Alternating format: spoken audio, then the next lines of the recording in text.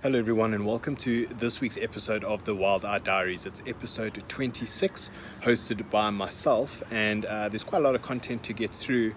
I'll start off with myself and my past week. So I've been back in the office for a couple of days now. I took about a week's leave for my 2-year wedding anniversary. So my wife and I headed up to the Kruger National Park. It's a very special place for both of us. Growing up, our families did a lot of holidays to the Kruger National Park. So we both really enjoy it. It's a very different experience to other safaris or destinations, a little bit more basic. It's run by the government, so open to the public, but it's a very special experience. And we had an unbelievable time. We had some great sightings. I'll put a few short clips up here for you to have a look at, but we saw 4 different leopards in our time in the park. We had a number of different lion sightings. One was a failed attempt on hunting some impala. We saw lots of giraffe, lots of elephants, lots of buffalo, and I think one of the highlights, or 2 highlights, was a hyena den with very small pups. And the other was seeing 5 cheetahs together. So a mother and her 4 sub-adult youngsters all walking together. Just incredible. I mean, to see 5 of them all together was very special. But what's really great about the Kruger and what I really enjoy about it is, yes, it is a bit more basic, all self-catering. There are restaurants and shops and things in the camps, but arriving back in the evenings, lighting up your fire, seeing everybody else's fire going, listening to the evening chorus as it sets in, just absolutely spectacular. So really enjoyed my week away in the Kruger National Park with the wife. It's also nice, having traveled quite a bit recently, just for us to spend a bit of time together, get away. I was off social media and all social media platforms for the week, so just took a bit of a break from it, which is really nice. But back in the office now, been a busy last couple of days, hit the ground running and really enjoying being back in the office. And from my side, that's probably about it for this week. And moving on to the guides are fairly spread out at the moment. Andrew has just finished a finance course at Wits University, so he's been very busy with that, and been out of the office. Mike is in the Kgalagadi hosting a safari there. He's got very limited to no signal, so he hasn't sent an update this week. He's been struggling to, but I'm sure he'll update us all once he is back in the office. We also get an update from the Mara from Alistair and Marlon and the crossings and how things are going there. And Johan's been back at home in the office for the last little while, which I'm sure he's enjoying a bit of a break. He's been away on safari the last couple of weeks and months, so he gives us a bit of an update from home, as well as his thoughts on his upcoming Mara safari, or he'll go up to the Mara this weekend with Andrew for a 2-week period. And then Gerry is traveling to Canada for his Great Bear Rainforrest expedition. So he gives us just a little bit of what's going on his travels and some highlights from his Instagram stories that he wants to share with all of you. So having said that, here's the guys segments for the week.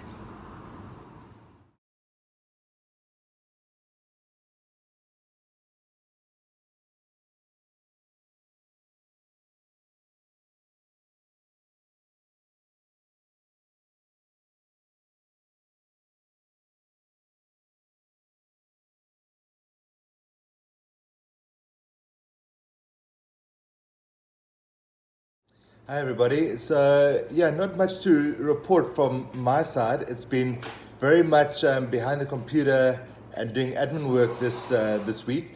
But also I managed to get out 2 trip reports. One was on the Kruger photo safari, and then the other one was about our Chitaki and Mana Pool safaris that I hosted a couple of weeks ago. I've also added video content which is on our YouTube channel under the safaris playlist. So please go and have a look at that, check them out and let me know what you think. And really enjoyed that, and I really want to start doing more of those with all our safaris. So if you guys have any recommendations, something that you'd like to see more of or less of, please let me know.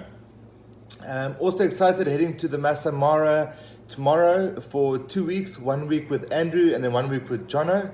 And then also quite an unusual occasion for us. We've actually got a wedding coming up. Nicola and Mike, who are hosted on our wildlife photography workshop, they're getting married this coming weekend. So super excited to see how that's gonna turn out. And I can't think of a better place to get married than on the banks of the Mara River.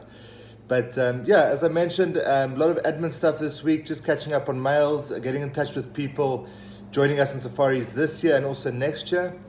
And yeah, a lot of behind the scenes grind. But yeah, that's it for me for this week. Hopefully next week I will come to you from the Mara with hopefully a lot of migration action. Looks like, just by looking at the viewing that the guys have had over the last couple of weeks, looks like there's massive herds in the Mara Triangle. So super excited to get back there and see what it's like. But until then, guys, have a great week, and thank you so much for all your support and for watching this, and we'll catch up soon. Until then, cheers.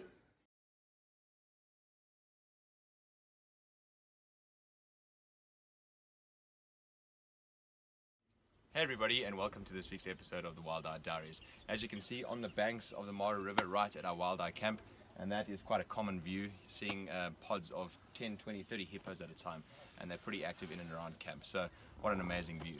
But this week has been, or the last 2 weeks that Marlon and I have spent together co-hosting migration safaris has been absolutely fantastic. As all of you know, I was in the Mara about a month and a half ago hosting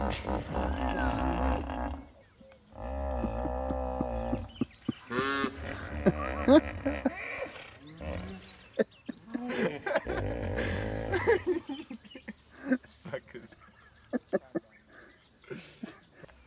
I thought we'd get away with one or two. They just kept going. Okay, go. As most of you know, I was here in the Mara about a month and a half ago hosting the Photo Academy course, but it was just outside of great migration season, so we never got to see any herd build-ups of wildebeest or zebra, and definitely didn't get to see any crossings. We just got to experience the rest of the Masai Mara. So this was actually my first time in camp, co-hosting with Marlon, watching or at least hosting the Great Migration Safaris, and I was completely blown away. The crossings that we had, I think it's about 16 or 17 that I had over the 2 week period, which is absolutely unheard of, especially for someone's first time in the Mara. So I had a complete baptism of fire when it came to crossings. There hadn't been rain for quite some time, so they were dusty, they were dramatic, they were emotional, and we were really, really lucky with positioning, always ensuring that our guests were in the best possible positions to get good shots, and just really, really blessed with some fantastic crossings along with other wildlife as well. So Marlon's up next, and he'll give you a bit of an introduction before the video of what the crossings were like, and I hope you enjoy it. Cheers for now. So, the end of our 2 week stint here in the Masai Mara, Alan and I had a fantastic time. The guests were absolutely blown away by everything they got to see, from leopards to cheetahs to lions, animals on the hunt, lion kills, incredible birds, just so many opportunities for them to not only photograph but also to take in the experience. But without a doubt, the highlights for this week and the week before were the wildebeest crossings. They arrived in big numbers right next to our camp, almost behind me here. This whole area came past, they crossed sometimes a few hundred meters from camp, but the bulk of it happened within 15 to 20 minutes of our wildlife camp, which is pretty awesome. If you think about, we got to spend the last few hours of the day out waiting and looking at crossings, and we were out first as well at the crossing sites because of our great location. Something to consider when you book your next trip to the Masai Mara. So without further ado, enjoy these clips of the crossings with us, and thanks a lot for following along.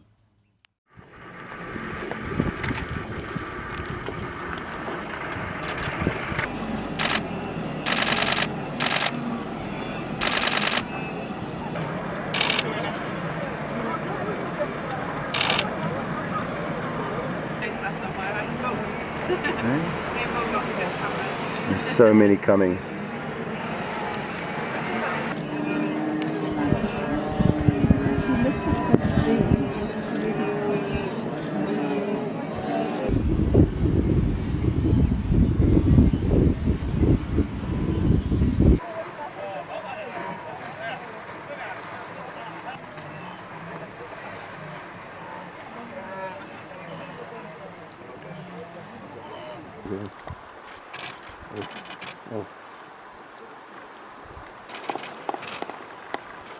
at the tail.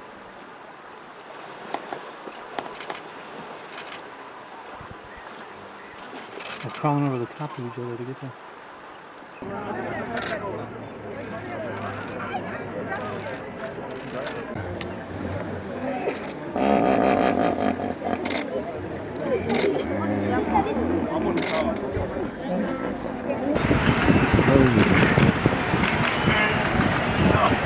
Oh my god.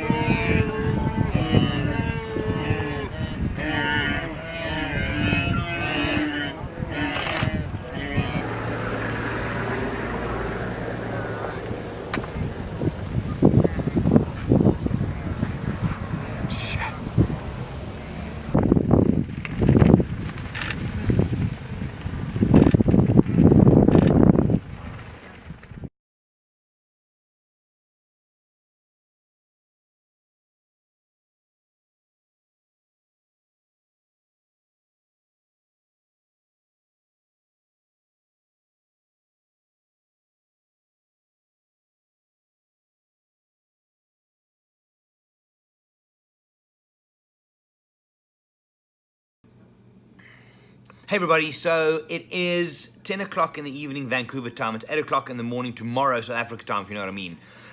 Been traveling for a while now. Had an 11-hour flight from Joburg, London, a 10-hour layover there, and then a 9-hour flight to Vancouver.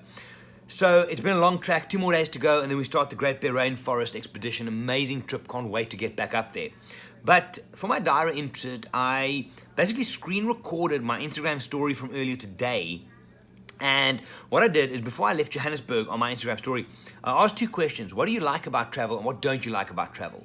So I then spent some time and shared some of my thoughts and all the answers out, some good stuff. So check this out. This is from my Instagram story.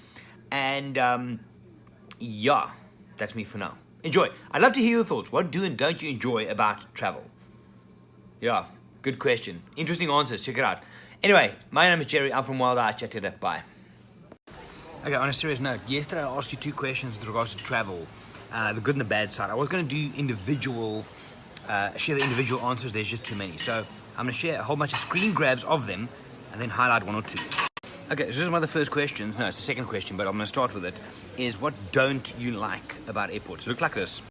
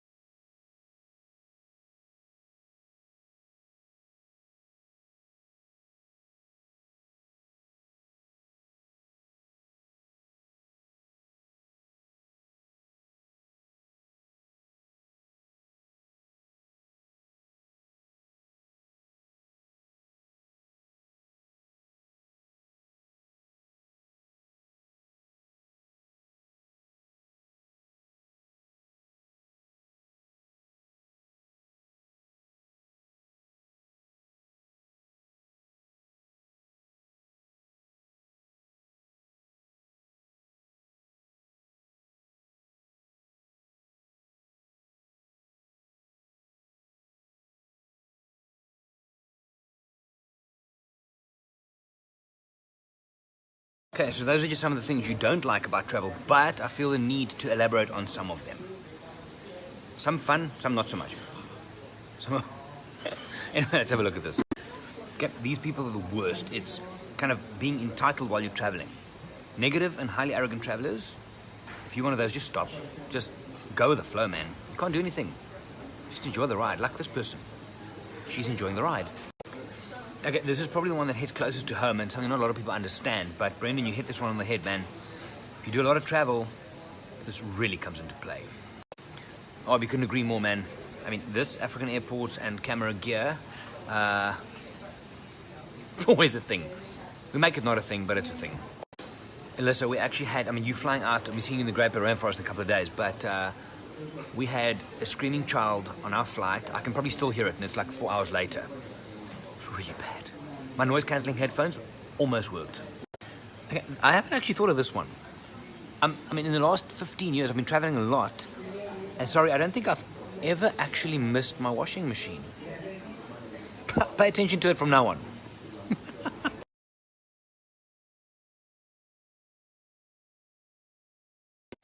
En partykeer is dit bietjie meer as net 'n bietjie. Truth.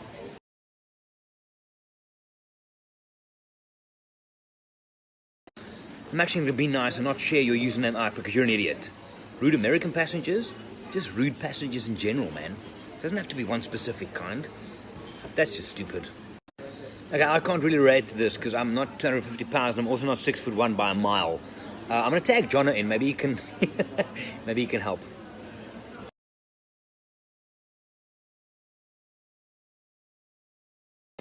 Okay, for now I'm going to get some emails done, some work done. Maybe even, this looks pretty good.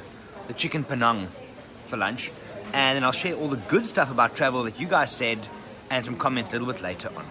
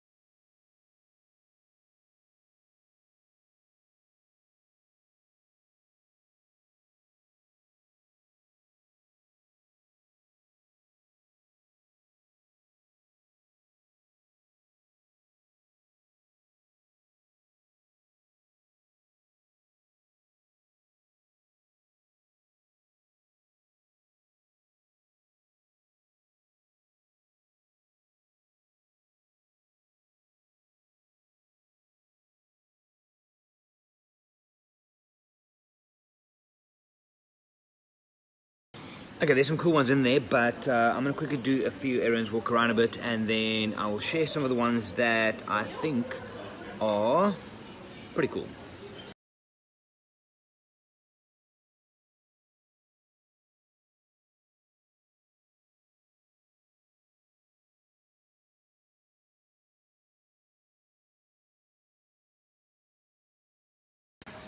Okay, so shower all done. Let's have a quick look at, it's actually quite pleasant showering at the airport. I like it. So let's have a look at some more details on, or discussions around what you guys liked about travel.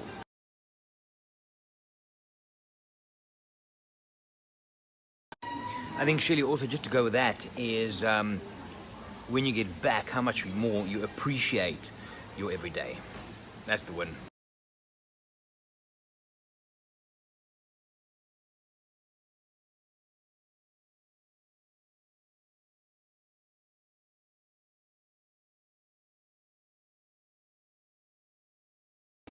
And I think the cool thing is, if you do it right, it's a change to yourself and to the people you meet as well. And it's rare, but it's awesome.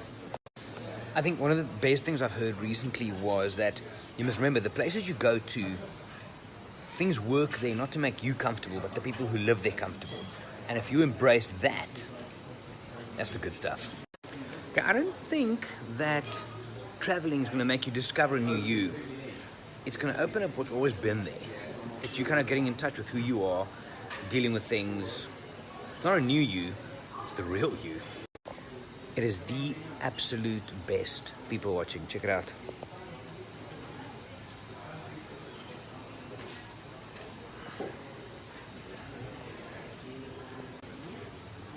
One of the important things though is that you need to be open to those surprises.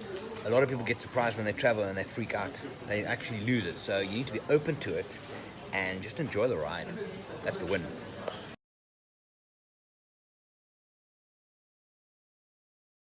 En die beste ding daarmee is, nou, as jy oop is vir die veranderinge en jy waardeer elke oomblik, dis wanneer jy wen.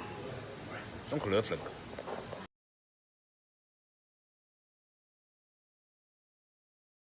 Okay, I think I'm going to make that the last one. It is true. Gaining a perspective on everything, the place you visit, who you are, where you come from, where you're going, what you want, the whole thing. Perspective and travel. Marcus, love it. Okay, and that's a wrap for this week's episode of the Wild Eye Diaries. I hope that you all enjoyed it. I certainly did hosting it. Nice to catch up with the guys, even though we're not in office together, just to see what everybody's up to. And I hope that you all have had a wonderful week and that you have a great weekend ahead. For now, I'm going to sign off. Cheers. I'll catch you next week.